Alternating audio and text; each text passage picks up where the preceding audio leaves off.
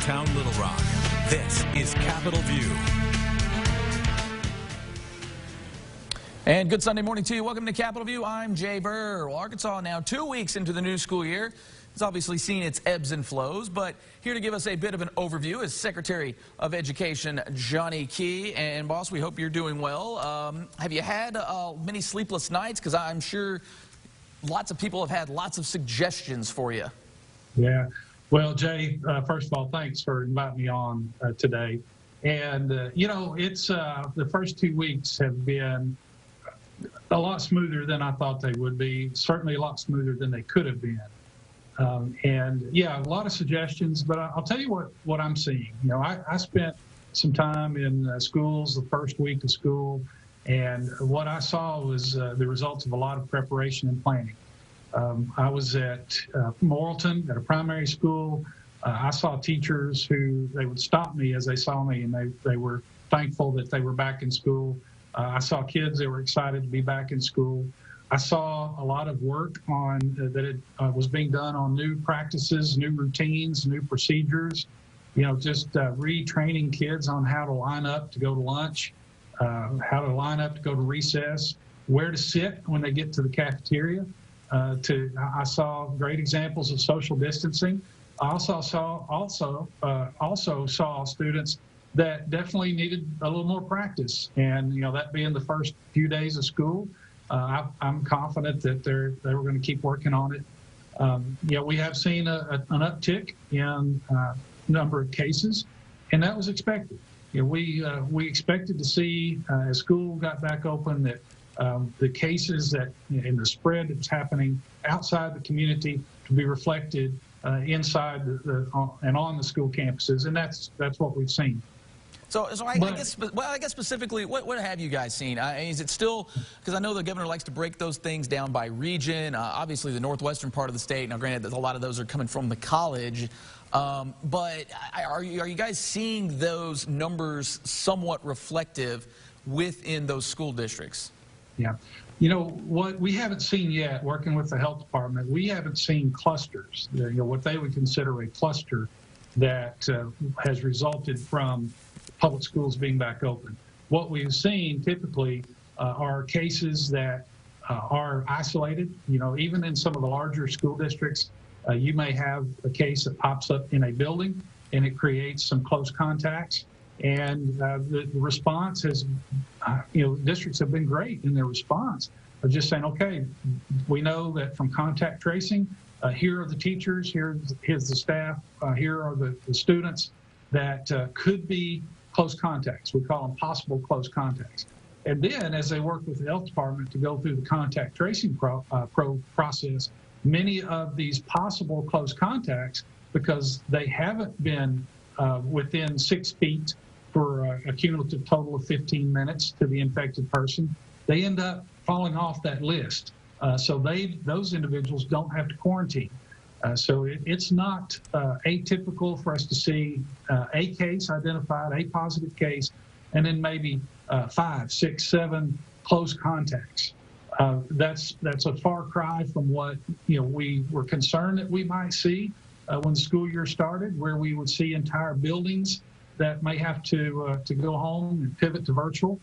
We've seen a little bit of that, but usually when that happens, it's not because of the number of cases. It's because the close contacts and the quarantines that result from those close contacts affect staffing. And obviously, if you don't have the staffing available, if you can't get sufficient subs, then you may have to shut down temporarily a building or a classroom or even a wing of a building. And the districts have been doing a great job of working with us on that, keeping as many students on campus as possible. Now I know Labor Day was kind of that measuring stick for a lot of districts. You know, where are we going to be at when it comes to this first kind of measuring stick of the school year? I guess, you know, you mentioned earlier that this is going a lot smoother than what you had thought. Is that still the case kind of going forward here? And are we now to that point where, okay, we're kind of back to normal? Because I know a lot of schools had split it up into A and B, things like that. Is this the point now where, okay, we're getting back to that normal day-to-day schedule? Yeah. No, I would not say that we need to think of this in terms of going back to normal. I think the reason that it has been smoother than expected is because of the work that districts have done to change their routines. So it's not normal. An A-B schedule may be great, may be working great for a district. You know, our point has been that there are students that do need to be there on campus. We're not saying you bring 100% of your students back on campus at one time, but for the students that do need to be there, make that available for them. But some of the districts that have tried the A-B scheduling option, experimenting with that in the first couple of weeks, they found that it's working fairly well. No, I would not advise anyone to go back to normal. I'd say keep doing what you're doing. Labor Day is an important benchmark date for us. And so I think the successes that we've seen in the first 2 weeks tell us that what we're doing is working. We need to keep doing that. And if we're not diligent about it and we fall back into some of those practices where we're not adhering to the precautions, then we could have a negative turn of events, and we don't want that. And I guess, too, with some of the virtual options out here, I know there's a lot in some of the more urban areas where folks have chosen that option. Have we seen a lot of hiccups when it comes to that? And I know some of the blended environments, it's just sort of some trial and error when it comes to finding your flow as a teacher. But what are some of the stories that you're hearing when it comes to that all virtual and then also that blended? What are some of those issues that we're running into with them? It's been mixed. I'd say for the most part, it's been positive. I will say it's been a much better result so far than what we saw in the spring, because we were totally unprepared for this in the spring. Districts have spent the summer months really getting ready for this. And, you know, I think the hiccups have been where we expected them to be, and that's in making sure that students had access to Wi-Fi. We've actually now exceeded 21,000 devices using the governor's GEAR funding. That we were shooting for 20. It's actually over 20,000 now, and there have been delays in some of those devices. So you know, we're expecting that this month in September we'll start seeing some of those gaps get filled in. But you know, just that where we expected, hey, if we're going to see a hiccup, it's going to be in a device access, or it's going to be Wi-Fi access, then that's really borne out to be the case. All right, so there you have it. School is chugging along, and hopefully it will stay chugging along here. Secretary of Education Johnny Key, boss, we always appreciate the time. All right, thank you, Jack. You bet. And when we come back, we check in with our D.C. correspondent, Jesse Tenur. We talk hurricanes and how an Arkansas congressman is pushing for FDA to greenlight a COVID test. You're watching Capitol View on Sunday morning. Here at the National Law Firm, Bear and I say, if you have $1 and 2 relatives, you need to do some estate planning. What do we mean by that? In these stressful times, we need to think most about our family. Plan ahead. Do your estate planning today. Celebrate with jewelry from J. Oliver's Jewelry Studio. We can now design your jewelry right before your eyes. Why buy the ordinary when J. Oliver's can create the extraordinary? Take something old and remake it new again. J. Oliver's, your full-service custom jewelry studio. I'm at the Greenhouse Cottages of Poplar Grove, and it's not your traditional nursing home. I'm Dave Woodman. The Greenhouse model of care has finally come to Arkansas. The best in 24/7 care is now available. This progressive model has been called the future of nursing home care, and I can see why. Your loved one can now live in a spacious cottage with their own private suite. A nurse is always just a call button away and a smile around every corner. Greenhouse Cottages of Poplar Grove, where elders come to live. Working from home can be hard. Network Services Group makes sure your PC and phone are not part of the challenge. Network Services Group. One call does it all. Hey y'all, we all need to kick back and relax. Down South has a huge variety of recliners and high-demand lift chairs in stock. Or we can customize one to fit you just right. So take a load off with a new recliner from Down South in El Paso. Are you looking for something new or exciting to do? Maybe a delicious twist. Oh, it sounds good. You have to join us for DJ and Heather's Bucket List. Yes, because we're going to have all the must-haves around Central Arkansas. DJ and Heather's Bucket List on KARK4 today.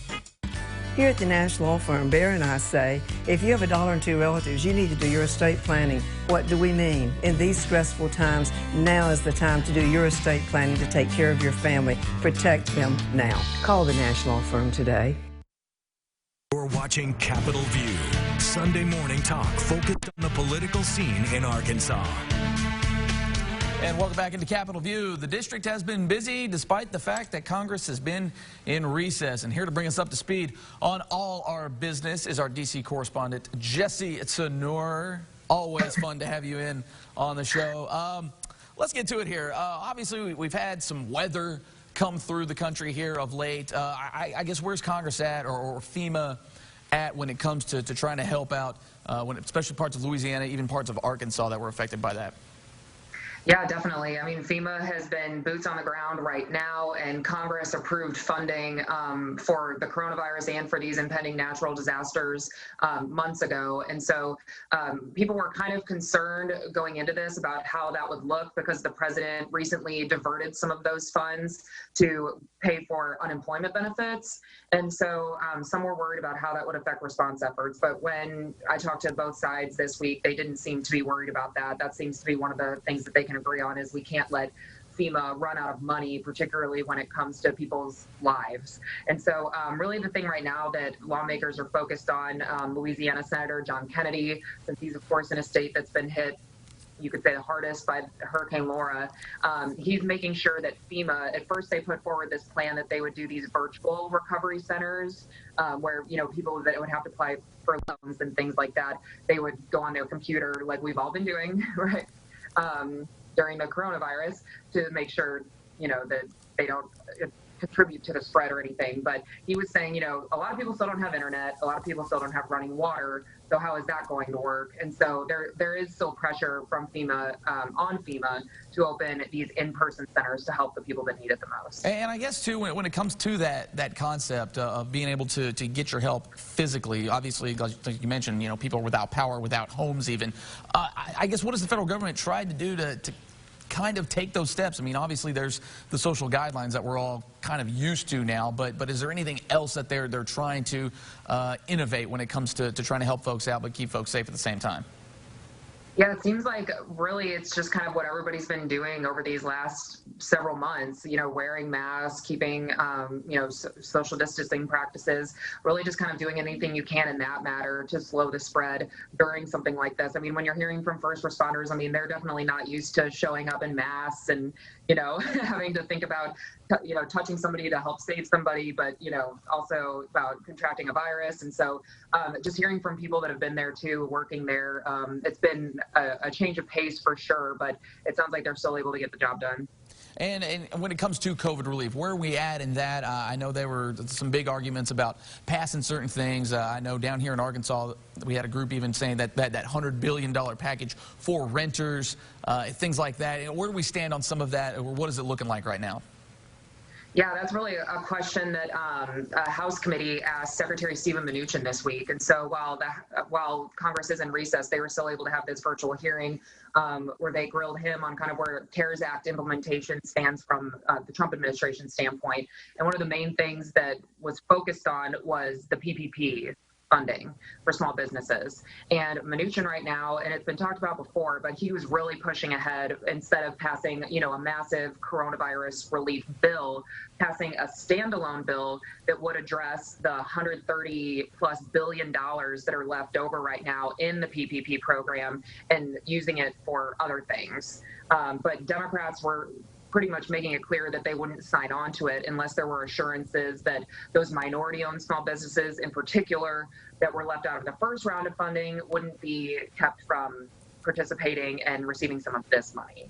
And also, too, in terms of the coronavirus, COVID-19, you know, the home saliva test, I know that's kind of been one of those things that folks have been really trying to get to, because obviously much easier than having your brain poked, and also too the turnaround time is a little quicker than what we've seen here. Where are we at on that? Is there funding coming in for that? Like I said, where are we at on that?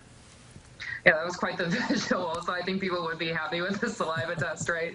But that's one of the main things that even Arkansas Congressman Bruce Westerman has been working on, and he sent a letter this past week to the FDA urging it to okay these at-home saliva tests. So far, the latest that the FDA has been able to approve through this emergency use authorization that you've heard a lot about is another nasal swab test and a saliva test, but even though you don't need really kind of intense lab equipment for that, you still have to do it in a doctor setting.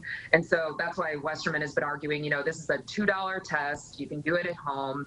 You get results in about 10 minutes. He said he's talked with a Harvard doctor about it, about its effectiveness, because that's, of course, one of the main things that the FDA is worried about when doing this. You know, are these things going to work? Or will you have to, you know, essentially get it, follow up with a lab test anyway. But Westerman is pretty confident that this would be a good test and a good way, he said, to slow community spread, maybe in a matter of weeks even. If everybody can, you know, purchase up these tests and do them at home on a regular basis, more can go back to work, people can be more comfortable with going back to school. You won't have to kind of do this in and out process that we've been seeing. Right. Also, too, we want to touch on Kenosha. Obviously, Joe Biden, President Trump heading that way. What are you hearing on the reaction to both of them visiting? Obviously, the mayor of Kenosha even saying, you know, don't come because they don't want to be part of a political show. But here we are, both guys kind of making their appearances there. Yeah, there really was this stark contrast between the two candidates in November, you could say. As far as President Trump goes, he wanted to go there as kind of for a political policy move to show, in a way, to kind of back up what he's been saying that some have criticized, that, you know, this is what Biden's America would look like. Well, it's happening under the Trump administration. And so he was saying that, you know, well, we have all of these things in place with law enforcement where we've been sending in troops in cities that need help. You know, we have been active. But then you have Biden, on the other hand, addressing systemic racism, whereas, you know, President Trump has still said, even in Kenosha, that he doesn't believe that. And Biden really kind of, I guess, hit more at the heart of the issue. He spoke with Jacob Blake's family. He spoke with Jacob Blake himself for about 15 minutes. It's not that the family didn't want to talk to President Trump. It was reported that President Trump declined to speak with Blake's mother because there was going to be an attorney on the phone. And I think there was a quote from him saying, you know, I already have enough attorneys around me anyway. So we'll see if he does end up speaking with Blake's family. But even Press Secretary Kayleigh McEnany said that that wasn't planned as of yet. And so there was kind of this interesting divide where, you know, President Trump keeps touting law and order like he has been. Right. And then, you know, Biden is saying that, you know, I don't condone the violence that we've seen, but he supported the protests. It's all part of the game a little bit here, but you like to see both guys trying to reach out at least here. Jesse Tenor reaching out to us, giving us an update on all things in the district. Girl, we appreciate it, and we'll do it again soon. Yeah, happy to be back. Thanks for having me. You bet. And when we come back, we take a look at the top political headlines. You're watching Capitol View on Sunday morning.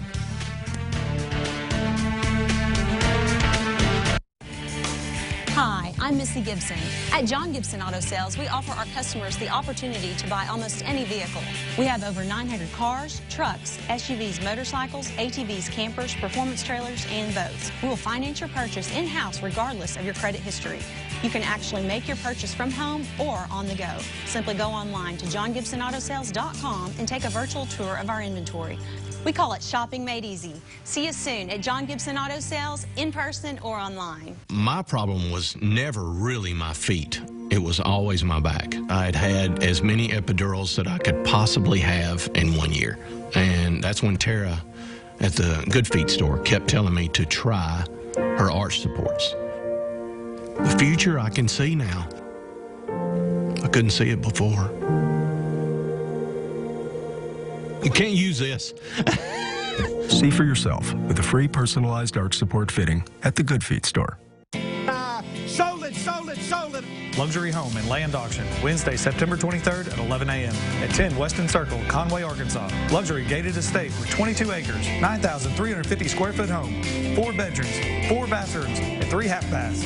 Coppered ceilings, granite floors, and countertops. Large pool, pool house, and shop. Also selling 2 adjoining lots at Weston Estate. For auction details, go to wilsonauctioneers.com. Sold it, sold it, sold it. Are bill collectors stressing you out with harassing phone calls? Do you feel like you're drowning in debt and running out of options? You're not alone. The experienced bankruptcy attorneys at the Prey Law Firm help people every day just like you. They help people protect their home, cars, and wages from creditors. They can help you regain control over your financial situation. Affordable payment plans are available, including Chapter 13s filed with no money down on attorney fees. Call Prey Law Firm today for a free consultation.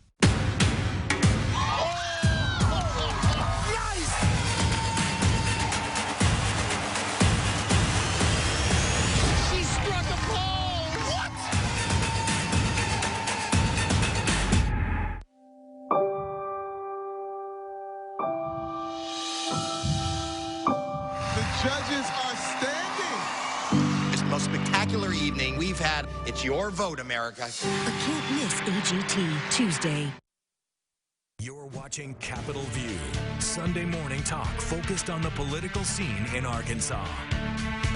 Welcome back into Capitol View. Governor Hutchinson responds to a lawsuit filed against the Arkansas Department of Health by legislators who want to end his executive powers during the pandemic. These legislators say they're not getting enough say in how the state addresses the pandemic. They say the director's issuing directives outside the authority delegated to him by the governor. Now, Governor Hutchinson took a stance against the lawsuit Thursday afternoon, saying the emergency powers are necessary during the pandemic. State Senator Jim Hendren agrees, adding the majority of legislators aren't backing the lawsuit. I don't know any of them who are as qualified in public health matters as our epidemiologists and our public health leaders at the Department of Health. It sets a horrible precedent to say anytime I can't get legislation passed, I'm going to appeal to a judge and let them be the final arbiter of what happens in our state. 5 members of the Senate and 13 members of the House joined as plaintiffs in the lawsuit. And the lawsuit is assigned to Pulaski County Circuit Judge Wendell Griffin. Just months away from the presidential election, Facebook says the Russians are once again spreading misinformation on the social media platform. The tech giant says it removed a network of accounts linked to a Russian troll farm that spread misinformation targeting left-leaning voters. Washington correspondent Morgan Wright reports on lawmakers' reaction to Facebook and those foreign trolls. With just 2 months until Election Day, some lawmakers are concerned misinformation spreading on social media could have an impact on voters. We got to have our guard up extremely high. New York Congressman John Katko says Congress is working with the nation's leading tech companies to help safeguard the election and police their platforms. And because we're doing that, they're now catching these schemes in their infancy. Facebook recently removed a network of accounts linked to a Russian troll farm, spreading misinformation targeting left-leaning voters. No question that the threats are going to continue. The question is, how good are we going to be at detecting them and thwarting them? Facebook also says it will restrict political advertisements in the final lead-up to the election. They're actually not prohibiting all ads or political ads in the last week. What they are doing is saying you cannot have new political ads appearing. Carl Szabo with NetChoice says that's just one of the steps major social media companies are taking to combat the spread of misinformation. In 6 months alone, they've taken action on over 3 billion fake accounts and bots and taken them down. Szabo says Facebook, Twitter, and YouTube are attempting to clean up their platforms for the sake of consumers and the American election. We just need to be vigilant. Katko says besides misinformation, the nation's election systems are secure. And you can have confidence that your vote is going to count. Reporting in Washington, I'm Morgan Wright. Thank you, Morgan. President Trump clarifying his remarks about voting at a rally in Pennsylvania. He said he is urging voters who vote by mail to follow up at their polling places to make sure their ballots were counted.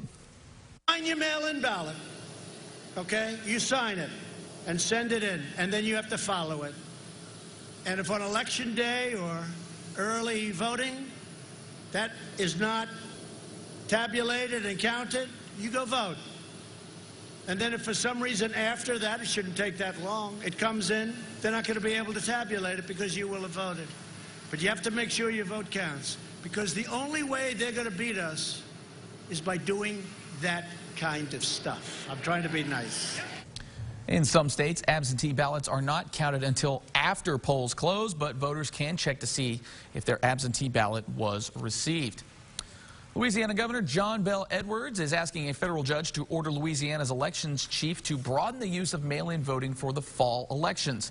Taking the Democrat governor filed the request Thursday in an ongoing lawsuit by voting rights advocates seeking to widen mail-in balloting options for the November 3rd and December 5th elections.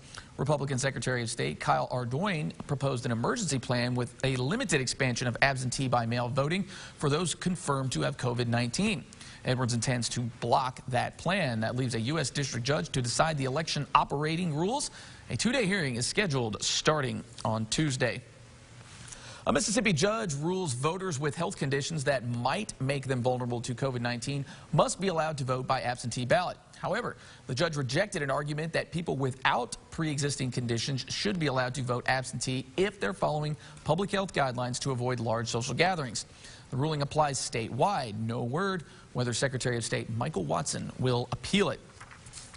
Several state officials welcomed Crossett's newest manufacturing company, which will now bring in 70 jobs and possibly more in the future. After Georgia Pacific announced more than 500 layoffs last year, this is obviously welcome news.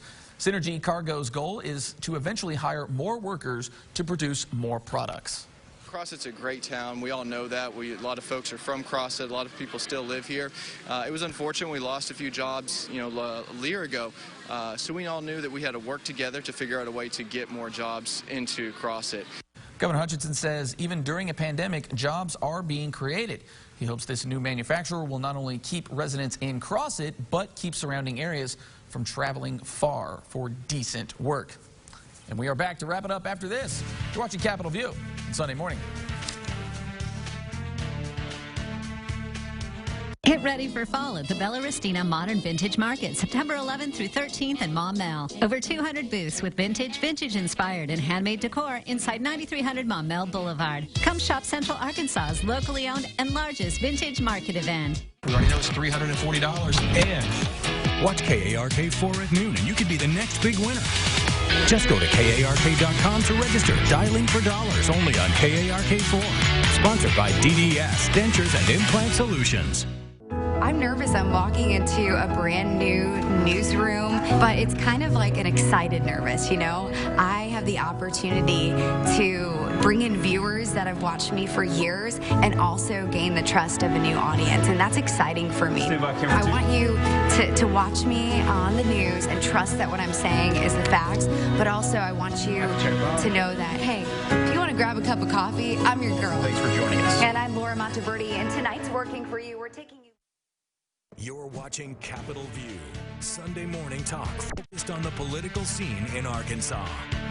And as you can see, that is it for today's show. We're back with an all-new Capitol View next week. Make sure you tune in to the Capitol View podcast, wherever you get your podcasts. We'll be back again next week. Like I said, enjoy the rest of your Labor Day weekend.